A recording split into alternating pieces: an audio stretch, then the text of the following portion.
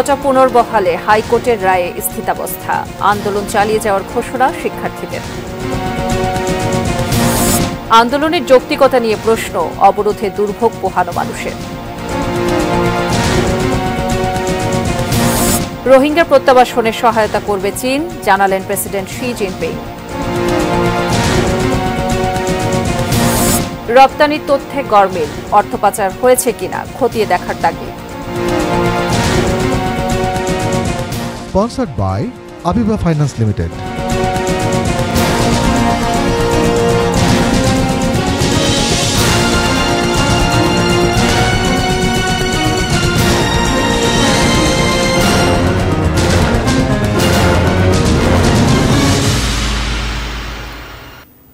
এটি নিউজ দেখছেন। রাত ৯টার নিউজ আওয়ারে আপনাদের সবাইকে আমন্ত্রণ জানাচ্ছি। আমি মুন্নি ইউসুফ। সংবাদ শিরোনামগুলো শুনছিলেন। VSL Angle Channel HB VSL Bikrampur steel limited. এবার বিস্তারিত সংবাদ। আগামী ১ মাস সরকারি চাকরিতে কোটা নয়, মেধার ভিত্তিতেই নিয়োগ হবে। কোটা পুনর্বহাল করে হাইকোর্টের দেয়া রায়ে আজ ৪ সপ্তাহের স্থিতাবস্থা জারি করেছেন আপিল বিভাগ। এর ফলে কোটা বাতিল করে ২০১৮ সালের পরিপত্রটির কার্যকারিতা বজায় থাকবে। হাইকোর্টের রায় দেখে চূড়ান্ত সিদ্ধান্ত দেওয়া হবে জানিয়ে প্রধান বিচারপতি আন্দোলনকারীদের ক্লাসে ফিরে যেতে বলেছেন। এ বিষয়ে পরবর্তী শুনানি আগামী ৭ই আগস্ট। সরকারি চাকরিতে প্রথম ও দ্বিতীয় শ্রেণীর পদে নিয়োগের ক্ষেত্রে মুক্তিযোদ্ধার সন্তান ও নাতি নাতনি ৩০%, নারী 10%, পশ্চাৎপদ জেলাগুলোর জন্য 10%, ক্ষুদ্র নৃগোষ্ঠীর জন্য 5% এবং প্রতিবন্ধী 1% সহ সব মিলিয়ে শতকরা 56% কোটা পদ্ধতি চালু ছিল। কিন্তু সরকারি চাকরিতে কোটা বাতিলে শিক্ষার্থীদের আন্দোলনের মুখে ২০১৮ সালের ৪ অক্টোবর একটি পরিপত্র জারি করে জনপ্রশাসন মন্ত্রণালয়, যাতে বলা হয় নবম গ্রেড বা প্রথম শ্রেণী এবং ১০ম থেকে ১৩তম গ্রেড বা দ্বিতীয় শ্রেণীর পদে সরাসরি সরকারি চাকরিতে নিয়োগের ক্ষেত্রে মেধার ভিত্তিতে নিয়োগ দেওয়া হবে। বাতিল করা হয় ৫৬% কোটা। এই সিদ্ধান্ত চ্যালেঞ্জ করে হাইকোর্টে রিট করেন ওহিদুল ইসলাম তুষার সহ মুক্তিযোদ্ধার ৭ সন্তান। গত ৫ জুন বিচারপতি KM কামরুল কাদের ও বিচারপতি খিজির হায়াতের হাইকোর্ট বেঞ্চ ওই পরিপত্র অবৈধ ঘোষণা করে রায় দেন। এর ফলে ৩০% মুক্তিযোদ্ধা কোটা পুনর্বহাল হয়। হাইকোর্টের এই রায় স্থগিত চেয়ে রাষ্ট্রপক্ষের করা আবেদন গত ৪ জুলাই আপিল বিভাগের পূর্ণাঙ্গ বেঞ্চে শুনানির জন্য ওঠে। সেদিন আপিল বিভাগ কোনো আদেশ না দিয়ে হাইকোর্টের রায় প্রকাশের পর রাষ্ট্রপক্ষকে নিয়মিত আপিলের অনুমতি চেয়ে আবেদন করতে বলেন। এ অবস্থায় কোটা পুনর্বহাল সংক্রান্ত হাইকোর্টের রায় স্থগিত চেয়ে মঙ্গলবার ঢাকা বিশ্ববিদ্যালয়ের ২ শিক্ষার্থী নতুন করে আবেদন করেন। ওই ২ শিক্ষার্থী ও রাষ্ট্রপক্ষের করা আবেদনের উপর শুনানি শেষে বুধবার প্রধান বিচারপতি ওবায়দুল হাসানের নেতৃত্বাধীন ৫ সদস্যের আপিল বিভাগ স্থিতাবস্থা বজায় রাখার আদেশ দেন। সবার স্বার্থে স্থিতি অবস্থা দেওয়া হয়েছে এবং মামলাটি যখন চূড়ান্ত সিদ্ধান্ত হবে, যে ফয়সালা আপিল বিভাগ দিবেন সেই ফয়সালা সবাইকে মেনে নিতে হবে। মুক্তিযোদ্ধার কোটা বহাল থাকবে না। এখন 18 সাল থেকে বাতিল যেভাবে ছিল বাতিল থাকবে। প্রধান বিচারপতি বলেন, শিক্ষার্থীরা কোটা নিয়ে ভুল আন্দোলন করছে। তিনি শিক্ষার্থীদের নিজ নিজ প্রতিষ্ঠানে ফিরে গিয়ে পড়াশোনায় মনোনিবেশ করতে বলেন। প্রধান বিচারপতি মহোদয় বলছেন যে ওনাদেরকে বলছেন যে আপনারা ক্লাসে ফিরে যান। কোমলমতি ছাত্রদেরকে অনুরোধ বলছেন যে আশা প্রকাশ করছেন যে তাদের যে আমাদের যে শিক্ষা প্রতিষ্ঠানগুলো আছে তাদের প্রধানরা, বিশ্ববিদ্যালয় যেগুলো আছে তার ভিসি মহোদয়রা, প্রক্টর মহোদয়রা এবং অন্যান্য শিক্ষা প্রতিষ্ঠান আছে তাদের প্রধানগণ, তারা তাদের ছাত্রদেরকে ক্লাসে নিয়ে যাবেন, বোঝাবেন। Javed Akhtar, ATN news, Dhaka. অন্যদিকে একতরফা দাবি আদায়ে বৃহস্পতিবার বিকেল ৩:৩০ থেকে সারা দেশে সড়ক ও রেলপথে বাংলা ব্লকেট কর্মসূচি পালনের ঘোষণা দিয়েছেন কোটা বিরোধীরা। সন্ধ্যায় রাজধানীর শাহবাগে তাদের আন্দোলন কর্মসূচি থেকে সমন্বয়করা জানান, কমিশন গঠন করে সরকারি চাকরিতে কোটার বিষয়ে যৌক্তিক ও স্থায়ী সমাধানের জন্য নির্বাহী বিভাগ থেকে একটি আদেশ বা পরিপত্র জারি করলেই রাজপথ ছাড়বেন তারা। মনির ইসলাম মিন্টু রিপোর্টে বিস্তারিত। সকাল 10টার দিকে আন্দোলনরত শিক্ষার্থীরা ঢাকা বিশ্ববিদ্যালয়ের কেন্দ্রীয় লাইব্রেরির সামনে জড়ো হতে থাকে। ঘণ্টাখানেক পর তারা মিছিল নিয়ে মধুর ক্যান্টিন, মল চত্বর ও কয়েকটি আবাসিক হল ঘুরে টিএসসির দিকে এগিয়ে যায়। এ সময় ছাত্রলীগ মধুর ক্যান্টিনে অবস্থান নেয়। দুপুর 12টার কিছু আগে মিছিলটি শাহবাগে পৌঁছায়। প্রথমে আইনশৃঙ্খলা বাহিনীর সদস্যরা কিছুটা আটকানোর চেষ্টা করলেও একটি অংশ বাধা পেরিয়েই সামনের দিকে এগিয়ে যায়।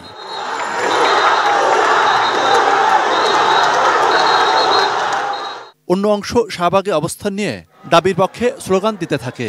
এ সময় জরুরি সেবা ছাড়া সব ধরনের যানবাহন চলাচল বন্ধ হয়ে যায়।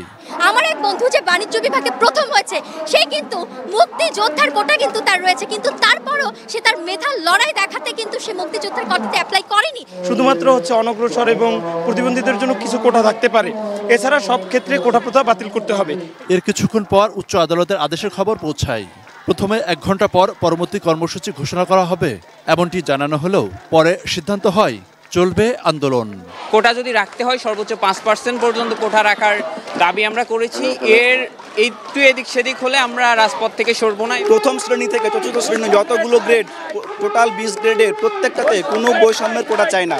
2024 সালে এসে নারীরা অনেক এগিয়ে গেছে, তো সেই ক্ষেত্রে আমার মনে হয় না নারী কোটার কোনো দরকার আছে। আমি নারী হয়ে নিজে বলছি। রোদ গরম উপেক্ষা করেই চলতে থাকে প্রতিবাদী গান, কবিতা ও স্লোগান। দুপুরের দিকে সারা দেশে আন্দোলন পরিস্থিতি তুলে ধরে সংক্ষিপ্ত ব্রিফ করা হয়। আন্দোলনকারীদের একটি অংশ বাংলা মোটর, কারণ বাজার এবং ফার্মগেটে সকাল থেকে অবস্থান নিয়ে বাংলা ব্লকেট অব্যাহত রাখে। ঢাকা কলেজ, ইডেন কলেজ সহ আরেকটি অংশ সায়েন্স ল্যাবরেটরি এলাকায় অবস্থান নিয়ে সেখানকার যান চলাচল বন্ধ করে দেয়। এবার কোটার একটা যুক্তি সংস্কার করে আইনের মধ্যে সংসদে একটা আইন প্রকাশ করে কোটা যুক্তি সংস্কার করা হোক।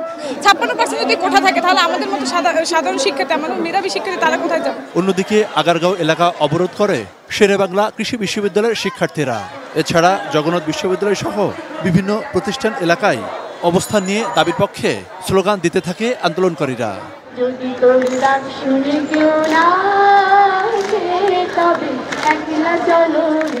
সন্ধ্যায় সংবাদ সম্মেলনে আন্দোলনের পরবর্তী কর্মসূচি ঘোষণা করা হয়। সর্বোচ্চ পর্যায় থেকে এবং এই কমিটমেন্টটি আমাদেরকে করে যে নির্দিষ্ট পরিমাণ কোটা রেখে কোটাকে সংস্কার ত্রুটিহীন পরিপত্র জারি করা হয়।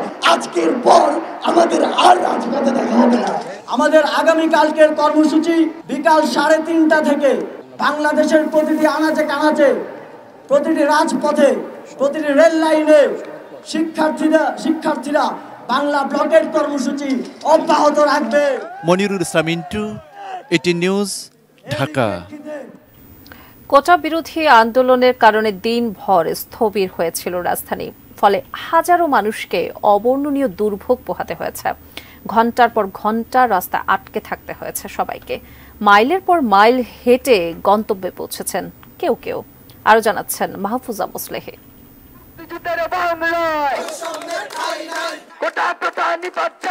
দেশব্যাপী এই আন্দোলনের মূল কেন্দ্রটি ঢাকা।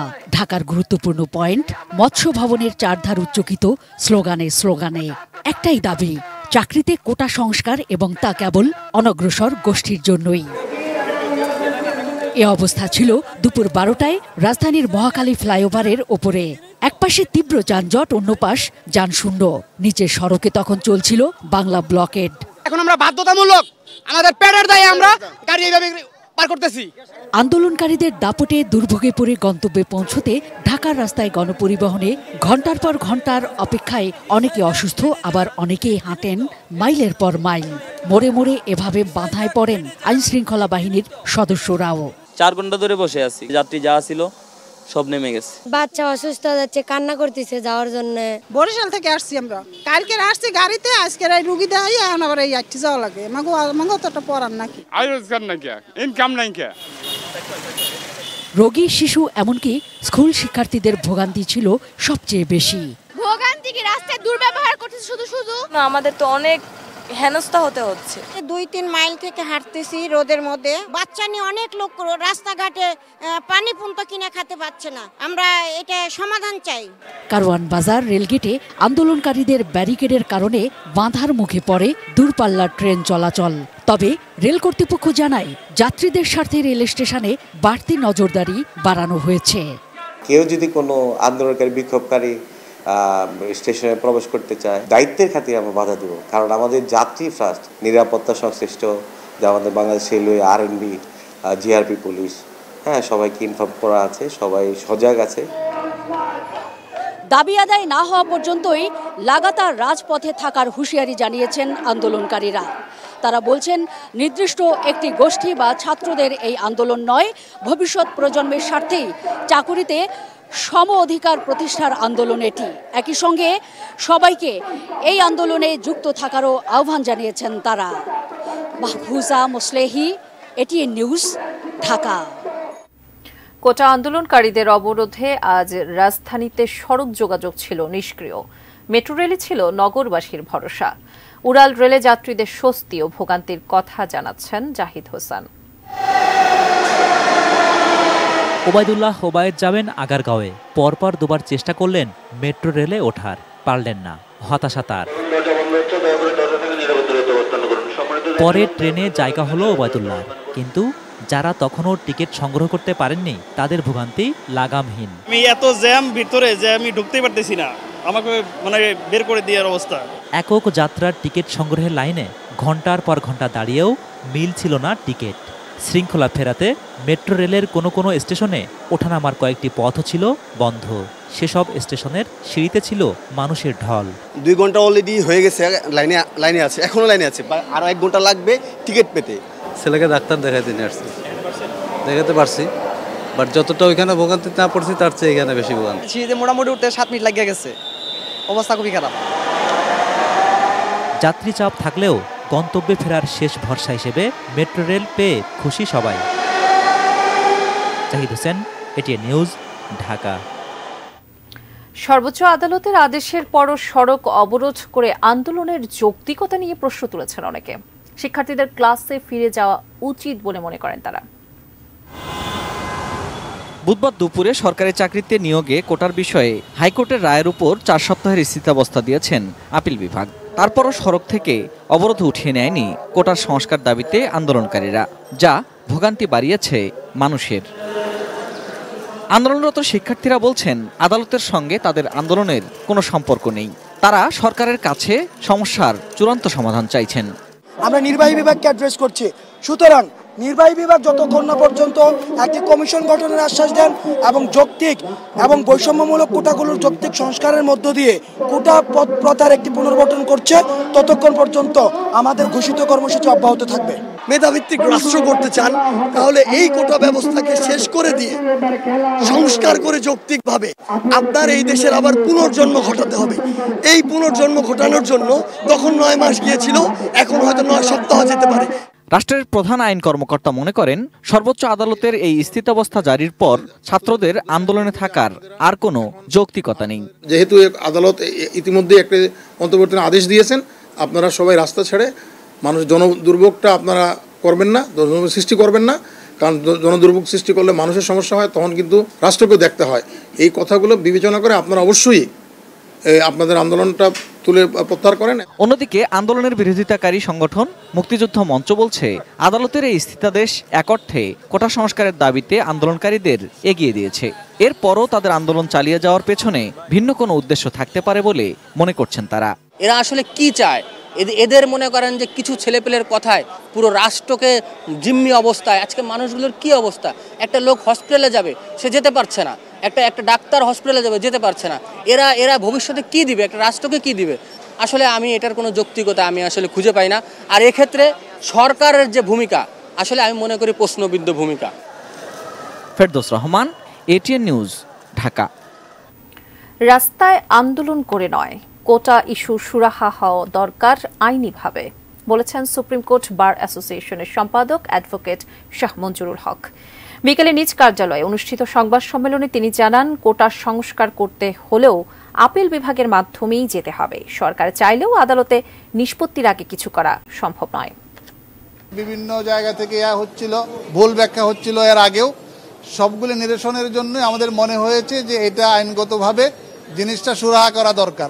যেহেতু হাইকোর্ট ডিভিশন একটি রায় দিয়েছে, তার চূড়ান্ত নিষ্পত্তি হবে অ্যাপিলেট ডিভিশনে, এবং মাননীয় প্রধান বিচারপতি কিন্তু আজকে প্রশ্ন করেই বলেছেন যে নিষ্পত্তি কে করবে। এখন তো এটা নিষ্পত্তি রাস্তায় আন্দোলন করে করা যাবে না, এটা নিষ্পত্তি আপিল বিভাগ থেকেই হতে হবে। এবার শিক্ষক আন্দোলন প্রসঙ্গ। টানা 8 দিন ধরে সর্বাত্মক কর্মবিরতি পালন করছেন দেশের পাবলিক বিশ্ববিদ্যালয়ের শিক্ষক কর্মচারীরা। যদিও আজ সেই আন্দোলন ছিল অনেকটাই ঢিলেঢালা। সর্বজনীন পেনশনের প্রত্যয় স্কিম নিয়ে প্রজ্ঞাপন বাতিল করা সহ 3 দফা দাবিতে 1 জুলাই থেকে কর্মবিরতি পালন করছেন তারা। বুধবার দুপুরেও ঢাকা বিশ্ববিদ্যালয়ের কলা ভবনে বিক্ষোভ সমাবেশ করেন শিক্ষকরা। আন্দোলনরত শিক্ষক নেতারা বলেন, এ আন্দোলন ব্যক্তি স্বার্থে নয়, ভবিষ্যতে বিশ্ববিদ্যালয়ে যে বৈষম্যমূলক পরিবেশ সৃষ্টি হবে তা এড়াতেই প্রতিবাদ জানাচ্ছেন তারা। এ সময় সমস্যা সমাধানের দাবি জানিয়ে তারা বলেন, প্রত্যয় স্কিম চালু থাকলে মেধাবীরা শিক্ষকতা পেশায় যুক্ত হতে চাইবেন না, যা পুরো জাতির জন্য ভয়ানক। এছাড়া একই দাবিতে প্রশাসনিক ভবনের সামনে থেকে বিক্ষোভ মিছিল করেন ঢাকা বিশ্ববিদ্যালয়ের কর্মকর্তা কর্মচারীরা।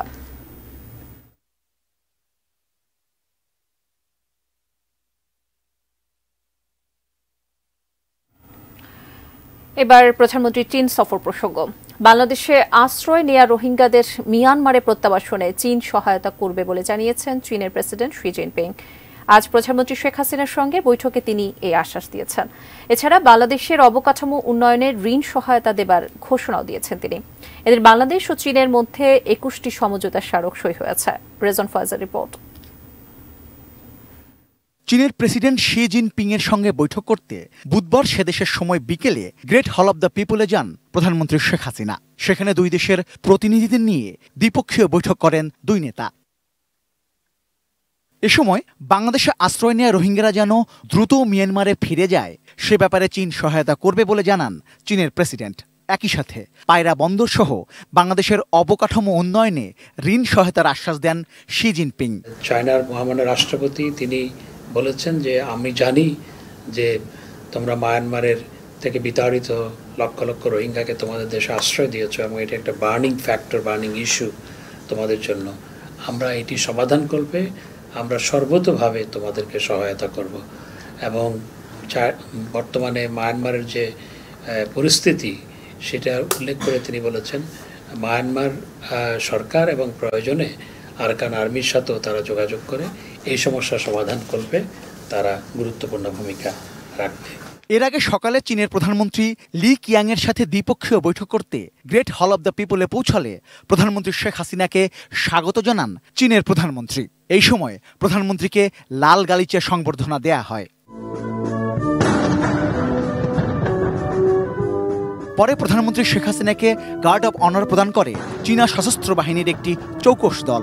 এই সময় দুই দেশের জাতীয় সঙ্গীত বাজানো হয়, শেখ হাসিনা সালাম গ্রহণ করেন। গ্রেট হলে দুই দেশের প্রতিনিধিদের নিয়ে দ্বিপক্ষীয় বৈঠক করেন শেখ হাসিনা এবং লি কিয়াং। দ্বিপাক্ষিক বৈঠকে রোহিঙ্গা ইস্যু ছাড়াও দুই দেশের মধ্যকার ব্যবসা বাণিজ্য, বিনিয়োগ, দ্বিপাক্ষিক সম্পর্ক ও সহযোগিতা সহ আঞ্চলিক এবং আন্তর্জাতিক বিভিন্ন বিষয়ে আলোচনা হয়। চীনের মাননীয় প্রধানমন্ত্রী বাংলাদেশকে $1 বিলিয়ন ইকোনমিক অ্যাসিস্ট্যান্স দেওয়ার কথা ঘোষণা করেছেন। মাননীয় প্রধানমন্ত্রী ব্রিক্সে বাংলাদেশের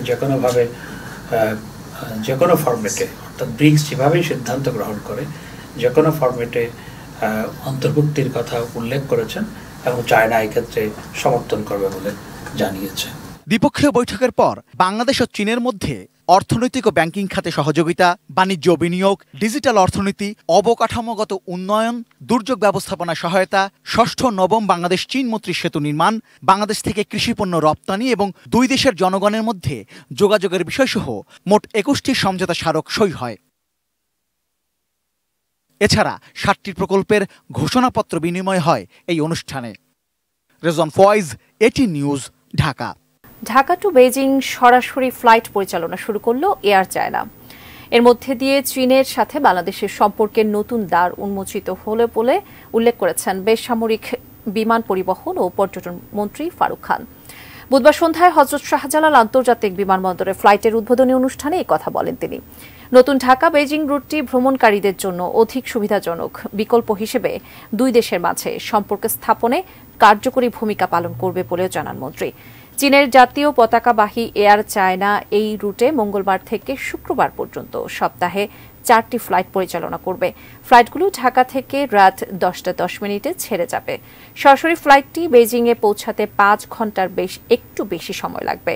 যাত্রীদের জন্য উপযুক্ত এবং আরামদায়ক ভ্রমণের পাশাপাশি নতুন এই রুট দুই দেশের রাজধানীকে সরাসরি যুক্ত করবে।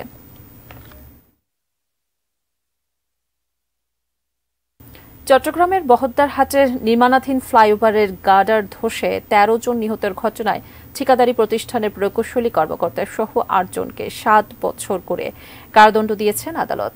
দুপুরে চট্টগ্রামের চতুর্থ অতিরিক্ত মহানগর দায়রা জজ শরীফুল আলম ভূঁইয়া এই রায় দেন। দণ্ডপ্রাপ্তরা হলেন ঠিকাদারি প্রতিষ্ঠান Mir Akhtar and Parisha trade systems এর project manager Giasuddin, supervision engineer Monjurul Islam, quality control engineer Abdul Hai, Mosharraf Hossain Riaz, পরিচালক প্রকৌশলী মোহাম্মদ শাহজাহান আলী, আব্দুল জলিল, আমিনুর রহমান এবং রফিকুল ইসলাম। কারাদণ্ডের পাশাপাশি তাদের প্রত্যেককে ৩ লাখ টাকা করে জরিমানা করেন আদালত। ২০১২ সালের ২৪ নভেম্বর নগরীর বহদ্দারহাটে নির্মাণাধীন ফ্লাইওভারের ৩টি গার্ডার ধসে ১৩ জনের মৃত্যু হয়। বড় নির্মাণ কাজগুলোতে যুক্ত প্রতিষ্ঠানগুলোর কাজে গাফিলতি রোধে এই রায় উদাহরণ হয়ে থাকবে বলে মনে করেন রাষ্ট্রপক্ষের আইনজীবী। প্রতিষ্ঠান কিন্তু এই ঘটনা থেকে কোনোভাবেই দায় এড়াতে পারে না, তাই আদালত এই মেসেজটা এভাবেই দিয়েছেন, আপনি যেখানেই কাজ করতে যান না কেন আপনাকে এটা মাথায় রাখতে হবে, কোনো জায়গায় দুর্ঘটনা অবহেলা করলে এটা সাজা হতে হবে। সংস্থা দোষারোপ করছে একে অপরকে। ব্যবসায়ীরা বলছেন প্রণোদনা কমাতেই রপ্তানির বাড়তি তথ্য দেখানো হচ্ছে। অন্যদিকে বিশ্লেষকদের তাগিদ এর আড়ালে অর্থ পাচার হচ্ছে কিনা তা খতিয়ে দেখার। আরও জানাচ্ছেন গোলাম কাদির রবু। রপ্তানির তথ্যে গড়মিল। রপ্তানি উন্নয়ন ব্যুরো বা ইপিবির হিসেবে গেল অর্থবছরের প্রথম ১০ মাসে রপ্তানি হয়েছে ৪,৭৪৭ কোটি ডলারের পণ্য, আর বাংলাদেশ ব্যাংক বলছে এই সংখ্যাটি হবে ৩,৩৬৭ কোটি ডলারের। বাংলাদেশ ব্যাংকের হিসাবে রপ্তানি কম হয়েছে প্রায় ১৪ বিলিয়ন ডলার।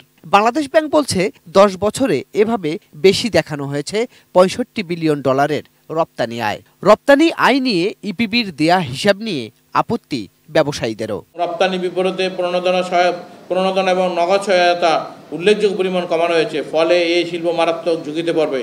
এই শিল্পের অগ্রযাত্রা থেমে যাবে এবং ব্যাপক সম্ভাবনাময় শিল্পটি ভবিষ্যতে বাংলাদেশ পাট শিল্পের মতো বিলুপ্ত হতে পারে। আলোচনা এখন এ নিয়েই, কারা দায়ী আর কেন এই অবস্থা, এ নিয়েই চলছে তর্ক বিতর্ক। এটা আমার কাছে মনে হয় যে এটা মাল্টিপল কাউন্ট হতে হতো। মনে করে একটা এক্সপোর্ট হয়তো চিটাগং কাস্টমস দেখাচ্ছে, আবার আরেকটা হয়তো অন্য কোথাও দেখাচ্ছে, অথচ বা কিছু এক্সপোর্ট হয়তো উপঢৌকন হিসেবে যাচ্ছে, গিফট হিসেবে যাচ্ছে, স্যাম্পল হিসেবে যাচ্ছে, সেগুলোও কিন্তু অঙ্কের মধ্যে চলে আসতো। আরেকটা হলো যে সব এক্সপোর্ট যে কমিটমেন্ট হয় পুরাটাই তো বিক্রি হয় না, তো এইটা যেটা বিক্রি হয় না সেটাও হিসেবের মধ্যে ঢুকে যায়, ওটাকে মাইনাস করে না। রপ্তানি নিয়ে ৩ সংস্থার ৩ মত। বিশ্লেষকরা বলছেন এখানেই বড় সমন্বয়হীনতা। তাগিদ দিচ্ছেন অন্য কোনো কারণ আছে কিনা তাও খতিয়ে দেখার। বাংলাদেশ ব্যাংক জিনিসটা ঠিক ধরেছে এবং এনবিআর এবং বাংলাদেশ মিলে আমার মনে হয় যে এখন একটা সমন্বিত হিসেব তারা দিতে পারবে নিয়মিত। আর ইপিবিকে একটু সাবধানে কাজ করতে হবে। তারা যেটা এবং তাদের বলা উচিত যে এটা চূড়ান্ত তথ্য না, এটা একেবারে আমাদের কাছে প্রাথমিক তথ্য, ফাইনাল তথ্য বাংলাদেশ ব্যাংক এবং এনবিআর মিলে দেবে, এরকম একটি সমন্বিত উদ্যোগ হওয়া উচিত বলে আমার কাছে মনে হয়। সমন্বয়হীনতা দূর করতে বৈঠকও হয়েছে ৩ সংস্থার মধ্যে। গড়মিল দূর করতে স্ট্যান্ডার্ড অপারেটিং প্রসিডিউর ব্যবস্থা চালুর বিষয়ে একমত তারা। গোলাম কাদির রবু, এটিএন নিউজ, ঢাকা। সংবাদ শেষ করব, তবে তার আগে এক নজরে শিরোনামগুলো জানিয়ে দিচ্ছি আরও একবার। কোটা পুনর্বহালে হাইকোর্টের রায়ে স্থিতাবস্থা, আন্দোলন চালিয়ে যাওয়ার ঘোষণা শিক্ষার্থীদের। আন্দোলনের যৌক্তিকতা নিয়ে প্রশ্ন, অবরোধে দুর্ভোগ পোহানো মানুষের। রোহিঙ্গা প্রত্যাবাসনে সহায়তা করবে চীন, জানালেন প্রেসিডেন্ট শি জিনপিং। রপ্তানির তথ্যে গড়মিল, অর্থ পাচার হয়েছে কিনা খতিয়ে দেখার তাগিদ। চট্টগ্রামে ফ্লাইওভার দুর্ঘটনায় ১৩ মৃত্যু, প্রকৌশলী সহ ৮ জনের ৭ বছরের কারাদণ্ড। Sponsored by Abiba Finance Limited.